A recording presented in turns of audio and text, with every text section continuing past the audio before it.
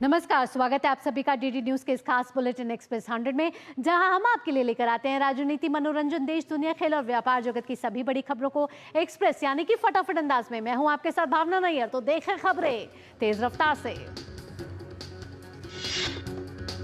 भारत के दौरे पर आए मालदीव के राष्ट्रपति मोहम्मद मुइज़ू आज प्रधानमंत्री नरेंद्र मोदी के साथ द्विपक्षीय मुलाकात करेंगे। मालदीव के राष्ट्रपति पीएम मोदी के साथ परस्पर हित के द्विपक्षीय, क्षेत्रीय और अंतर्राष्ट्रीय मुद्दों पर बातचीत करेंगे।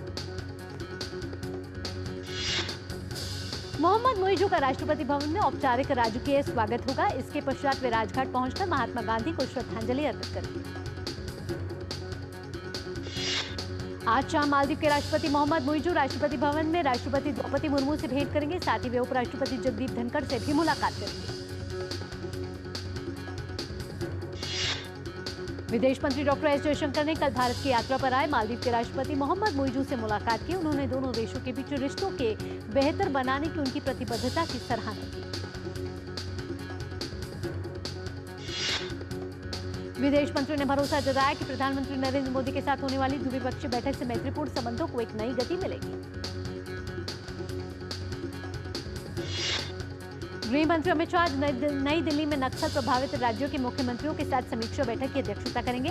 बैठक में आंध्र प्रदेश, बिहार, छत्तीसगढ़, झारखंड, तेलंगाना, उड़ीसा, महाराष्ट्र और मध्य प्रदेश के मुख्यमंत्री शामिल होंगे। नक्सल प्रभावित राज्यों को विकास सहायता देने से जुड़े 5 केंद्रीय मंत्री भी बैठक में भाग लेंगे। राष्ट्रीय सुरक्षा उप सलाहकार और केंद्रीय राज्यों तथा केंद्रीय सशस्त्र पुलिस बलों के वरिष्ठ अधिकारी भी बैठक में भाग लेंगे। गृह मंत्रालय ने कहा कि केंद्र सरकार मार्च 2026 तक वामपंथी उग्रवाद के खतरे को पूरी तरह से खत्म करने के लिए प्रतिबद्ध है। साथ ही कहा कि केंद्र की मोदी सरकार की रणनीति के कारण वामपंथी उग्रवाद के चलते होने वाली हिंसा में 72% कमी आई है। रक्षा मंत्री राजनाथ सिंह आज दिल्ली कैंट के मानेकशॉ सेंटर में डेफ कनेक्ट 4.0 का उद्घाटन करेंगे। इस कार्यक्रम में सशस्त्र बल, रक्षा, सार्वजनिक उपक्रम, नवोन्मेषक और नीति निर्माता स्वदेशी नवाचार को आगे बढ़ाने के तरीकों पर चर्चा करेंगे।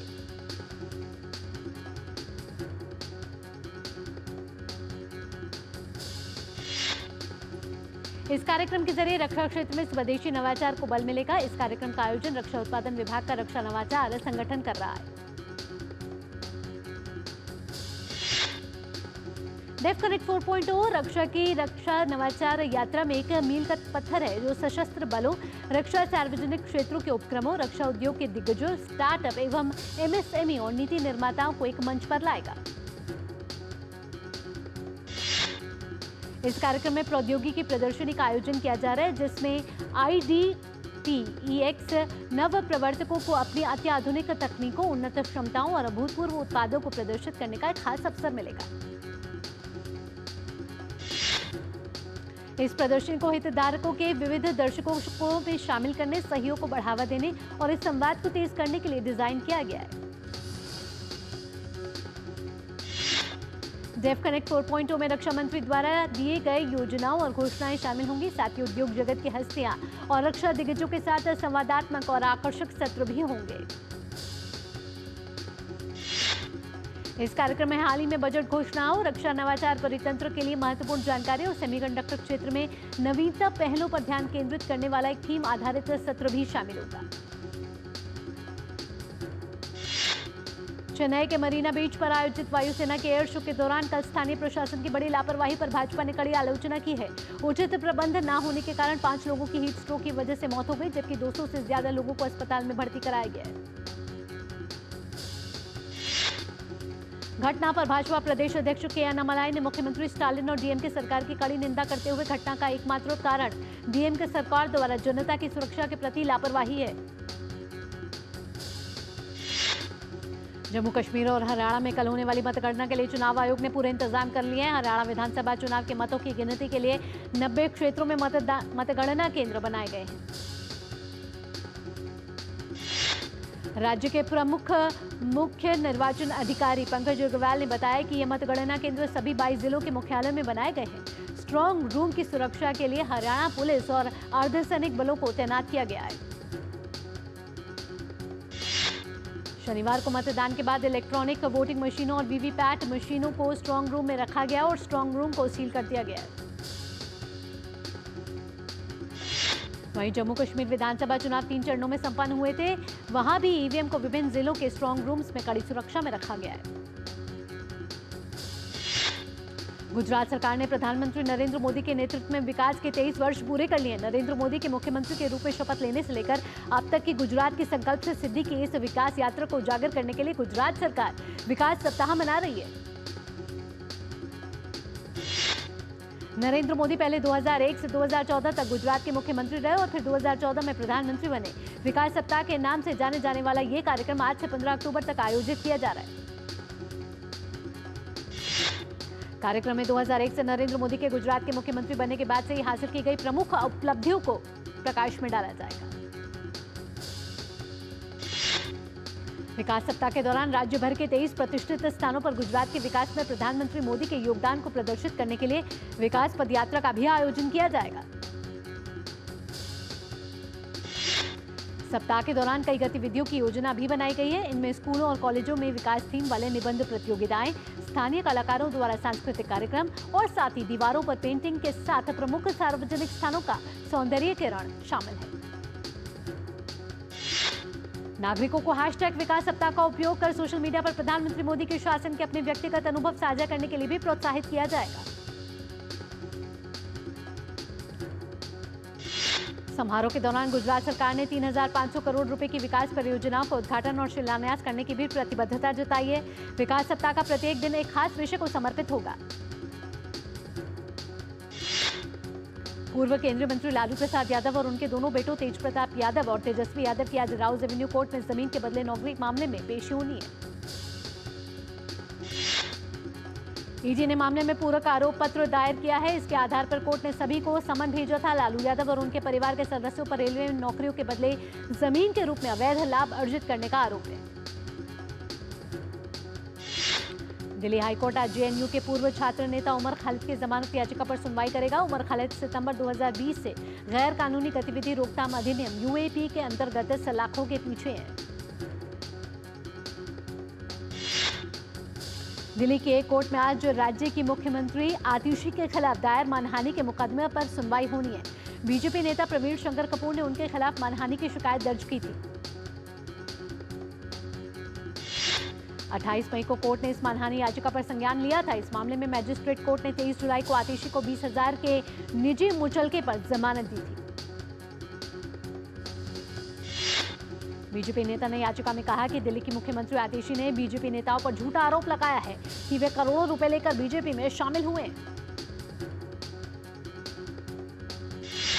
साथ ही बीजेपी का यह भी आरोप है कि आतिशी दिल्ली आबकारी नीति घोटाले मामले में अपना नाम आने के बाद से ऐसी बातें कर लोगों का ध्यान भटकाने के लिए घोटाले से नाम हटाना चाहती है। कोलकाता के दुष्कर्म पीड़िता का नाम उजागर करने के आरोप में कोलकाता के पूर्व पुलिस आयुक्त विनीत गोयल के खिलाफ आज कोलकाता हाईकोर्ट में सुनवाई होगी। पिछली सुनवाई में हाईकोर्ट ने कहा था कि मुख्य मामला सुप्रीम कोर्ट में विचाराधीन है, लेकिन वकील ने शीघ्र सुनवाई की मांग की थी। पिछले सोमवार को सुप्रीम कोर्ट में आरजीकर मेडिकल कॉलेज में दुष्कर्म और हत्या के आरोपों की सुनवाई हुई थी। इसी संदर्भ में शुक्रवार को मामले की याचिका करने वाली अनामिका के वकील महेश जेठमलानी ने हाईकोर्ट में कहा कि शीर्ष अदालत ने इस मामले में हस्तक्षेप नहीं किया है, इसलिए हाईकोर्ट की सुनवाई में कोई बाधा नहीं है। पश्चिम बंगाल के आरजीकर मेडिकल कॉलेज में जूनियर डॉक्टरों के प्रदर्शनों को लेकर अभी भी दिल्ली एम्स के रेजिडेंट डॉक्टर एसोसिएशन के डॉक्टर्स 9 अक्टूबर शाम 6 बजे जेएनएन ऑडिटोरियम से कैंडल मार्च निकालेंगे। आरडी एम्स पश्चिम बंगाल के रेजिडेंट डॉक्टरों के साथ एकजुटता से खड़ा है। पश्चिम बंगाल के रेजिडेंट डॉक्टर अभया के लिए न्याय की मांग को लेकर भूख हड़ताल पर है। एम्स के आरडीए ने कहा कि हम इस जघन्य अपराध के लिए जिम्मेदार लोगों को न्याय के कटघरे में लाने के लिए त्वरित और निर्णायक कानूनी कार्रवाई की मांग करते हैं।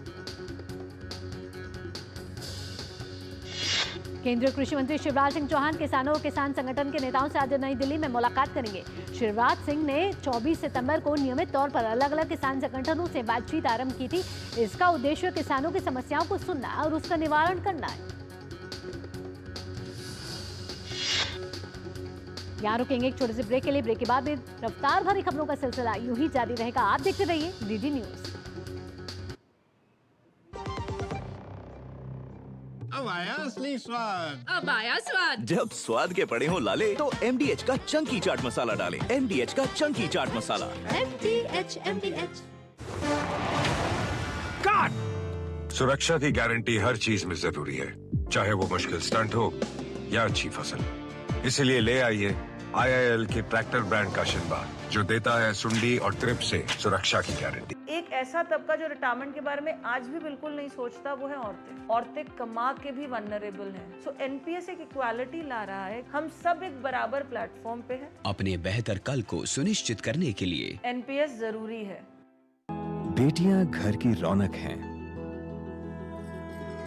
बेटियां घर संवारती हैं।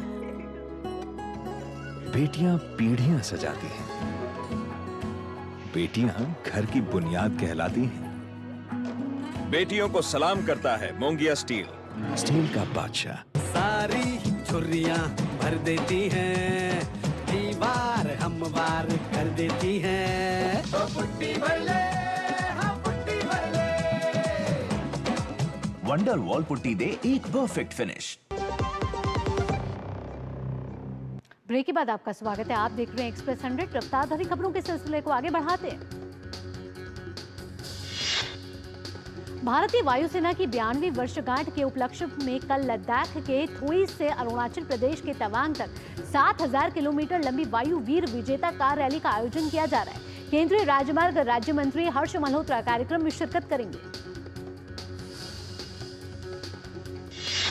यह रैली इंडियन एयरफोर्स द्वारा उत्तराखंड युद्ध स्मारक के सहयोग से आयोजित की गई है। IAF के एडवेंचर सेल इस रैली का नेतृत्व और समन्वयन कर रही है। रैली में खास तौर पर उत्तराखंड युद्ध स्मारक के दिग्गज तवांग तक जाएंगे। विजयी वायु योद्धाओं की प्रशंसा करते हुए एक हिंदी वायुसेना गान जय हिंद की वायुसेना जय हिंद के वायुवीर भी इस मौके पर जारी कर राष्ट्र को समर्पित किया जाएगा। शारदीय नवरात्र का आज जो 5वां दिन है, देश भर में शारदीय नवरात्र की धूम जोरों पर है। जगह जगह मां के अलग अलग स्वरूपों की पूजा अर्चना की जा रही है। और शारदीय नवरात्र के 5वें दिन के मौके पर दिल्ली के झंडेवालान मंदिर में आज मां के 5वें स्वरूप देवी स्कंद माता की पूजा आराधना हो रही है। मान्यताओं के अनुसार स्कंद माता की पूजा करने से भक्तों की सभी मनोकामनाएं पूरी होती हैं और सुख सौभाग्य की प्राप्ति भी होती है। पंजाब के जीरकपुर में महिला सशक्तिकरण का अद्भुत दृश्य देखने को मिला है। वहां महिलाओं द्वारा रामलीला का आयोजन किया गया। शारदीय नवरात्र के मौके पर अभिनेत्री और मथुरा सांसद हेमा मालिनी ने मथुरा में पांचजन्य प्रेक्षागृह में मनमोहक प्रस्तुति दी। उन्होंने दुर्गा नृत्य नाटिका के जरिए मां भगवती के अलग अलग स्वरूपों का वर्णन किया। मल्लिकाए गजल पद्म भूषण बेगम अख्तर की आज 110वीं जयंती है। आज ही के दिन 7 अक्टूबर 1914 को उत्तर प्रदेश के फैजाबाद में उनकी पैदाइश हुई थी। वह गजल, ठुमरी, दादरा, ख्याल गाती थी। निवेश पर भारत UAE उच्च स्तरीय कार्यबल की 12वीं बैठक होगी। बैठक के बाद केंद्रीय वाणिज्य और उद्योग मंत्री पीयूष गोयल प्रेस कॉन्फ्रेंस कर इसके बारे में जानकारी देंगे।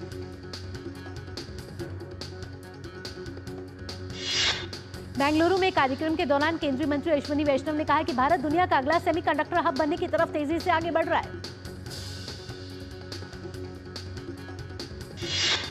RBI की मौद्रिक नीति समिति की बैठक आज शुरू होगी। ब्याज दर संशोधन पर मुख्य निर्णय 9 अक्टूबर को साझा किया जाएगा। वर्तमान में RBI की रेपो दर 6.5% है।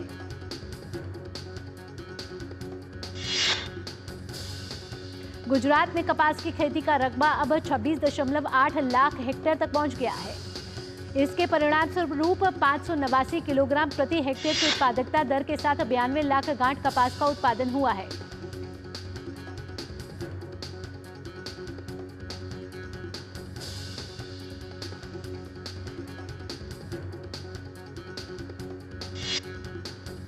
और आपको बता दें कि मालदीव के राष्ट्रपति मोहम्मद मुइज जो हैं वो इस समय भारत की यात्रा पर हैं और आज प्रधानमंत्री नरेंद्र मोदी के साथ उनकी द्विपक्षीय बातचीत होने वाली है। और ये सीधी तस्वीरें आप देख रहे हैं राष्ट्रपति भवन से, जहां अभी से कुछ देर बाद उनका औपचारिक राजकीय स्वागत किया जाएगा।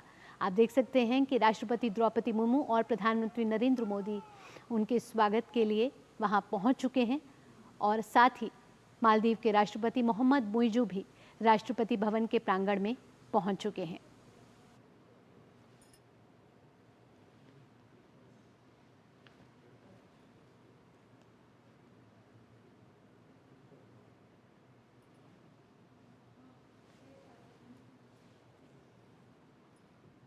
मालदीव के राष्ट्रपति, आपको बता दें, मोहम्मद मुइजू अपनी पत्नी के साथ राष्ट्रपति भवन इस समय पहुंच चुके हैं, जहां अब से कुछ देर बाद उनका औपचारिक राजकीय स्वागत किया जाएगा। और आपको बता दें कि मालदीव के राष्ट्रपति मोहम्मद मुइजू का भारत की राजकीय यात्रा पर नई दिल्ली पहुंचने पर कल उनका हार्दिक स्वागत किया गया। 6 से 10 अक्टूबर तक वो भारत की यात्रा पर हैं। कल डॉक्टर एस जयशंकर विदेश मंत्री से उनकी मुलाकात भी हुई है और साथ ही साथ भारत मालदीव के बीच लंबे समय से चली आ रही व्यापक द्विपक्षीय साझेदारी को और बढ़ावा देने के साथ इस यात्रा को देखा जा रहा है।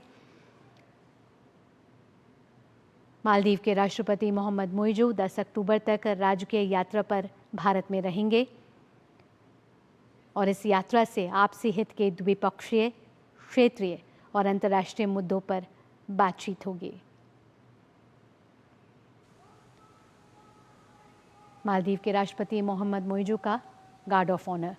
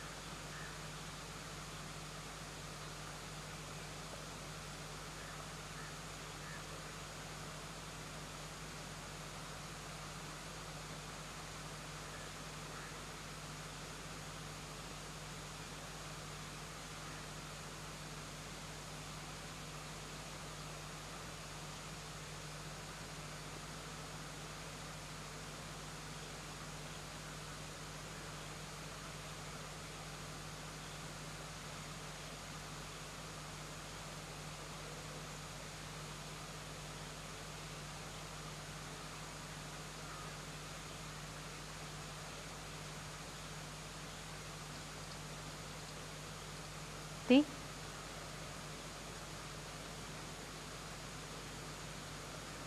मालदीव के राष्ट्रपति मोहम्मद मुइजू इस समय भारत की आधिकारिक यात्रा पर हैं, जहां राष्ट्रपति भवन में मालदीव के राष्ट्रपति और उनकी पत्नी प्रथम महिला साजिदा मोहम्मद का औपचारिक स्वागत किया गया।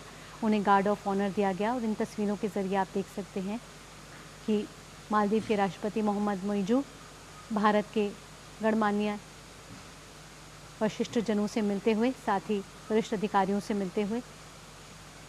आपको बता दें कि मालदीव के राष्ट्रपति मोहम्मद मुइजू 6 से 10 अक्टूबर तक भारत की आधिकारिक यात्रा पर हैं।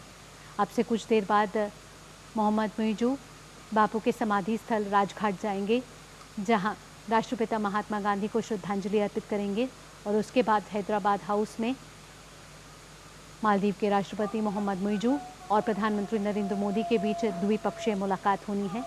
इसके अलावा राष्ट्रपति द्रौपदी मुर्मू और उपराष्ट्रपति जगदीप धनखड़ के साथ भी उनकी मुलाकात का कार्यक्रम है।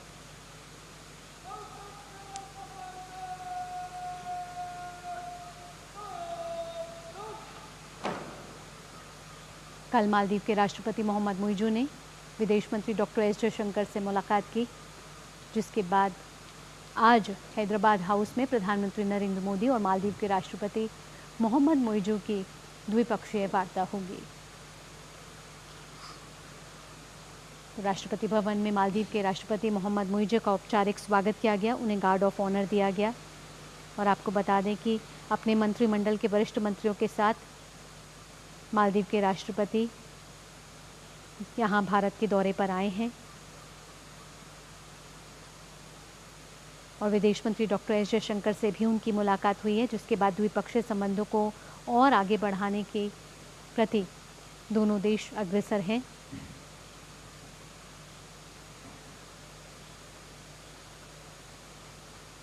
तो राष्ट्रपति भवन से सीधी तस्वीरें। अब से कुछ देर बाद मालदीव के राष्ट्रपति मोहम्मद मुइजू राष्ट्रपिता महात्मा गांधी के समाधि स्थल राजघाट पहुंचेंगे, जहां उन्हें श्रद्धांजलि अर्पित करेंगे और उसके बाद हैदराबाद हाउस में उनकी द्विपक्षीय वार्ता होगी। रफ्तार भरी खबरों के सिलसिले को अब आगे बढ़ाते हैं।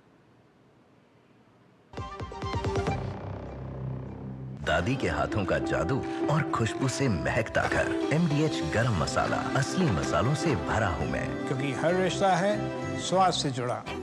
बात जब पीढ़ियों के लिए बनने वाले घर की हो तो जिम्मेदारी बड़ी हो जाती है। गैलेंट समझता है ये जिम्मेदारी। अब डबल M रिब्स के साथ गैलेंट एडवांस TMT रीबार, निर्माण का रियल हीरो। सुरक्षा की गारंटी हर चीज में जरूरी है, चाहे वो मुश्किल स्टंट हो या अच्छी फसल। इसलिए ले आइए IIL के ट्रैक्टर ब्रांड का शिनबा, जो देता है सुंडी और ट्रिप से सुरक्षा की गारंटी। भैया घर का किराया देना था, कुछ पैसे। इस महीने तो गाड़ी की EMI जानी है ना, अगले महीने पक्का। चलता हूँ। आपके बाद फैमिली को किसी के आगे हाथ ना फैलाना पड़े। आज ही लीजिए पॉलिसी बाजार पे 2 करोड़ का टर्म लाइफ इंश्योरेंस, सिर्फ 690 रुपए महीने से शुरू। बेटियां घर की रौनक हैं। बेटियां घर संवारती हैं। बेटियां पीढ़ियां सजाती हैं। बेटियां घर की बुनियाद कहलाती हैं। बेटियों को सलाम करता है मोंगिया स्टील, स्टील का बादशाह। ब्रेक के बाद आपका स्वागत है। आप देख रहे हैं एक्सप्रेस 100। खबरों के सिलसिले को आगे बढ़ाते हैं। कृषि मंत्री राघव जी पटेल ने बताया कि प्राकृतिक रेशों, वस्त्रों, खाद्य तेलों और कपास के बीज की मांग 2030 तक 1.5 गुना और 2040 तक 2 गुना होने की उम्मीद है। श्रम एवं रोजगार मंत्रालय के अनुसार 2016 से 17 और 2022 से 23 के बीच देश में रोजगार के अवसर 36% बढ़ने के साथ साथ 1.7 करोड़ लोगों को नए रोजगार मिले। अमूल और Gujarat cooperative milk marketing federation के मैनेजिंग डायरेक्टर जयंत मेहता ने कहा कि अमूल का हाल ही में अमेरिका में लॉन्च किया गया दूध अत्यधिक सफल रहा है। प्रौद्योगिकी कंपनी गूगल के क्लाउड सेवा क्षेत्र में भारत सबसे तेजी में बढ़ते बाजारों में से एक है। अदानी समूह ने प्राकृतिक गैस में ग्रीन हाइड्रोजन के मिश्रण कार्यक्रम की शुरुआत कर दी है। अनिल अंबानी की अगुवाई वाले रिलायंस समूह की कंपनियां रिलायंस इंफ्रास्ट्रक्चर लिमिटेड और रिलायंस पावर लिमिटेड 17,600 करोड़ रुपए की धनराशि जुटाने और शून्य कर्ज की स्थिति के साथ अपनी वृद्धि रणनीतियों को क्रियान्वित करने के लिए तैयार। सरकारी बीमा कंपनी भारतीय जीवन बीमा निगम ने बैंक ऑफ महाराष्ट्र में अपनी हिस्सेदारी 4.05% से बढ़ाकर 7.10% कर ली है। National stock exchange of India limited ने अपने ट्रेडिंग एक्सेस पॉइंट आर्किटेक्चर और नेटवर्क कनेक्टिविटी मामले के संबंध में सेबी के साथ समझौता कर लिया है।